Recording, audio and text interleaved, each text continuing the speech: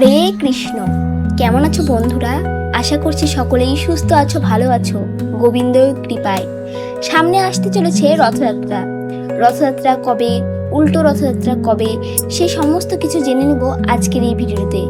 বেশি দেরি করব না, তবে ভিডিওর মূল পর্বে যাওয়ার আগে যেসব বন্ধু আমার চ্যানেল নতুন বা ধার্মিক বন্ধু হয়ে থাকো, তাহলে চ্যানেলটি সাবস্ক্রাইব করে পাশে থাকবেন এই রকম ভিডিও সবার আগে দেখার জন্য।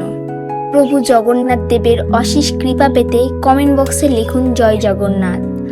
আজকের বিষয় হলো জগন্নাথের রথযাত্রা বা উল্টো রথযাত্রা কবে, তার সময়সূচি। তো আষাঢ় মাসের শুক্লপক্ষে দ্বিতীয়া তিথিতে রথযাত্রাতে জগন্নাথ দেব মাসির বাড়ির উদ্দেশ্যে গমন করেন। জগন্নাথ প্রভু, বলরাম প্রভু এবং দেবী সুভদ্রা। এই যাওয়াকেই বলা হয় সোজা রথ এবং ফিরে আসাকে বলা হয় উল্টো রথ। তো রথযাত্রা হলো হিন্দুদের নানা অনুষ্ঠানের মধ্যে একটি শ্রেয়। শ্রীকৃষ্ণের মোট 12টি যাত্রার মধ্যে উল্লেখ করা হয়েছে। তো এর মধ্যে কয়েকটি যাত্রায় খুব গুরুত্বপূর্ণ, যেমন রথযাত্রা, রাসযাত্রা, দোলযাত্রা, ঝুলন যাত্রা, স্নান যাত্রা আরও ইত্যাদি। তো এই রথযাত্রার উৎসব সারা বিশ্ব জুড়ে পালিত হয়। বিশেষ করে প্রধানভাবে এই উৎসব পালিত হয় ভারতবর্ষের পুরীধামে।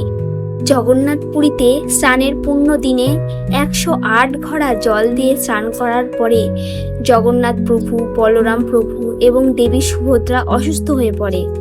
পুরীর মন্দিরের দীর্ঘ 15 দিনের জন্য বন্ধ রাখা হয়।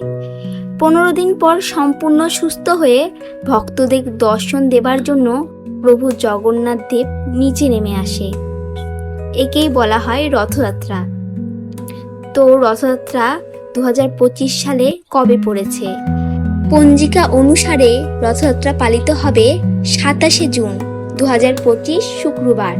দ্বিতীয়া তিথি শুরু হবে 26 জুন 2025 11ই আষাঢ় বৃহস্পতিবার দুপুর 1:24 পর থেকে। আর দ্বিতীয়া তিথি সমাপ্ত হবে 27 জুন 2025 12ই আষাঢ় শুক্রবার সকাল 11:19। উদয়া তিথি অনুসারে রথযাত্রা উৎসব পালিত হবে 27 জুন 2025 শুক্রবার। জগন্নাথ পুরীর প্রথা মেনে জগন্নাথ দেব গুন্ডিচা তার মাসির বাড়িতে 8 দিন কাটাবে। তারপরে প্রভু নিজের গৃহে ফিরে আসবে। জগন্নাথ দেব, বলরাম দেব এবং দেবী সুভদ্রা এরা ফিরে আসবে। এই আশাকে বলা হয় উল্টো রথযাত্রা।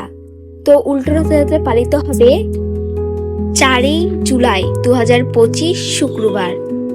বন্ধুরা, আশা করছি ভিডিওটি ভালো লেগেছে। যদি ভিডিওটি ভালো লাগে তাহলে লাইক, কমেন্ট এবং শেয়ার করতে ভুলবেন না। রাধে রাধে।